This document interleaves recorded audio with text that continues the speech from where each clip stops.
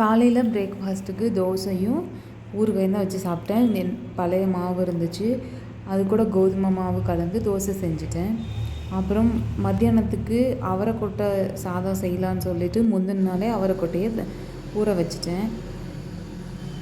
அவரைக்கொட்டை சாதம் ரொம்ப ஈஸி தான். நம்மளோட அரிசியும் பருப்பு சாதம் செய்கிறோம்ல, அதே மாதிரி தான் வந்து அவரைக்கொட்டை சாதம் செய்யணும்.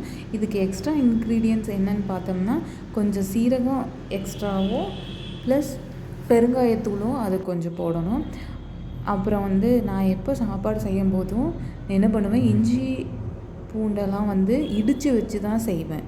அப்போ இடித்து வச்சு செஞ்சோம்னா நம்மளுக்கு ஃப்ரெஷ்ஷான டேஸ்ட் இருக்கும். ஈவன் பிரியாணிக்கு வந்து நம்ம வந்து அரைச்சி வச்ச மசாலா யூஸ் பண்ணுறதுக்கு பதிலாக நம்ம அப்போவே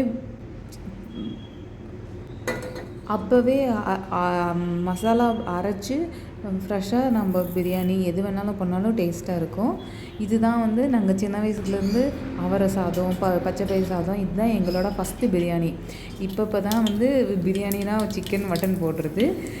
ஆனால் இதுதான் இந்த அவரைக்கொட்டை சாதம், தட்டைப்பயிறு சாதம், பச்சை பயிறு சாதம், அப்புறம் அரிசி பருப்பு சாதம், இதெல்லாம் தான் எங்களோட ஃபஸ்ட் டைம் பிரியாணியாக இருந்துச்சு.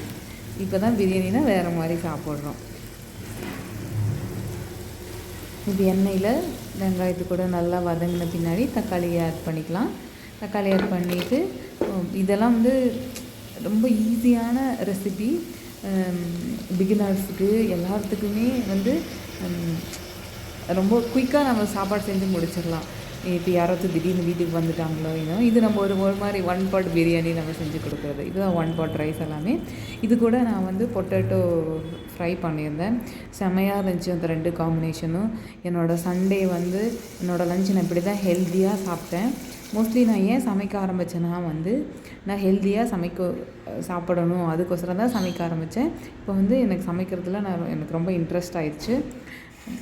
அப்போது நான் உங்களுக்கு என்னோடய வீடியோக்களையும் என்னோடய எக்ஸ்பீரியன்ஸையும் ஷேர் பண்ணுறேன். நான் அவ்வளோ எக்ஸ்பர்ட் கிடையாது, பட் நான் வந்து ஹெல்த்தியாக இருக்கணும்னு எல்லாம் பார்த்து சமைச்சு சாப்பிட்றேன்.